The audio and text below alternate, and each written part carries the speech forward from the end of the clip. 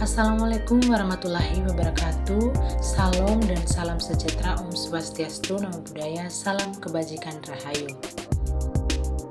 Perkenalkan, nama saya Elizabeth Rentanianita dengan NIM 23040104020. Di sini saya akan menjelaskan beberapa pertanyaan atau poin-poin penting yang saya perlu bahas terkait dengan mata kuliah Filsafat Pancasila. Oke, baik. Di sini saya akan menjelaskan beberapa poin penting yang perlu saya jawab.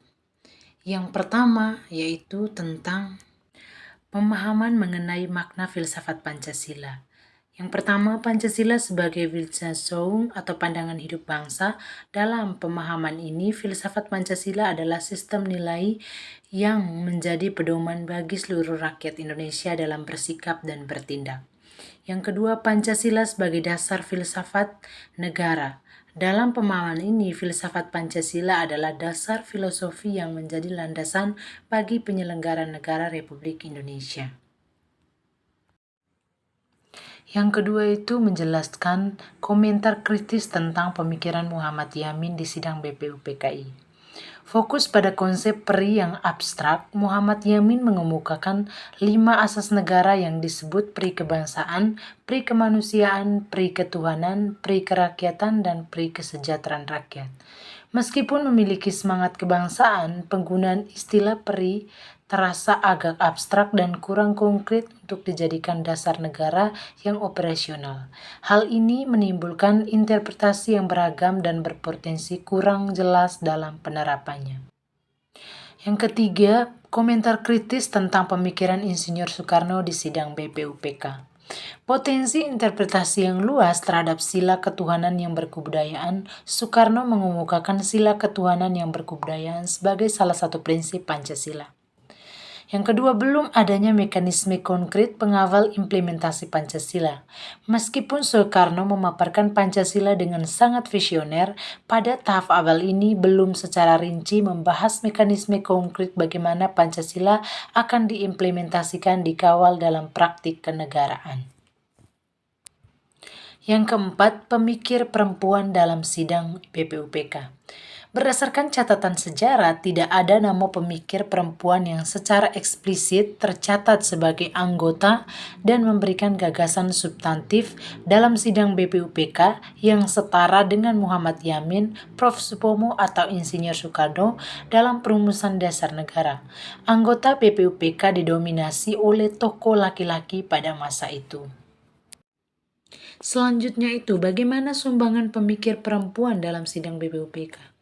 Meskipun tidak ada pemikir perempuan yang setara dengan Founding Fathers dalam perumusan dasar negara di BPUPK pada saat itu, peran perempuan pada masa itu atau pada masa kemerdekaan sangatlah penting dalam perjuangan dan pembangunan bangsa. Jadi pada saat itu peran perempuan itu adalah sangat-sangat penting bagi pembangunan bangsa dan negara. Mengapa filsafat negara didasarkan pada Pancasila? Yang pertama, Pancasila sebagai kausa materialis atau asal bahan. Noto Nagoro menjelaskan bahwa Pancasila bukanlah ide kosong, melainkan digali dari nilai-nilai luhur yang hidup dan telah mengakar dalam kehidupan masyarakat Indonesia sejak lama. Yang kedua, Pancasila sebagai kawasa formalis, yang artinya bentuk dan sifat. Pancasila memberikan bentuk dan sifat bagi negara Indonesia. Dan terakhir itu, bagaimana kaitan antara warga negara dengan filsafat negara dalam mewujudkan cita-cita NKRI. Warga negara sebagai subjek aktif pengamal Pancasila. Filsafat negara atau Pancasila bukanlah sekedar konsep teoritis, melainkan harus diwujudkan dalam tindakan nyata oleh setiap warga negara. Filsafat negara sebagai landasan moral dan hukum bagi warga negara. Filsafat negara atau Pancasila memberikan landasan moral dan hukum bagi warga negara untuk berkontribusi dalam mewujudkan cita-cita negara kesatuan Republik Indonesia. Oke, baik, setelah saya akan menjelaskan beberapa poin tadi, di sini saya akan menyimpulkan menjadi satu, yaitu filsafat Pancasila adalah fondasi esensial yang tidak hanya berfungsi sebagai pandangan hidup, tetapi juga sebagai dasar filosofi negara. Republik Indonesia. Pancasila yang digali dari nilai-nilai luhur bangsa menjadi kompas moral dan etis yang membimbing seluruh aspek kehidupan berbangsa dan bernegara. Oke baik, mungkin itu saja yang perlu saya sampaikan terkait dengan beberapa poin tadi. Dan mohon maaf juga jika ada kekurangan yang sempat saya sampaikan di sini. Saya ucapkan banyak-banyak terima kasih. Wassalamualaikum warahmatullahi wabarakatuh.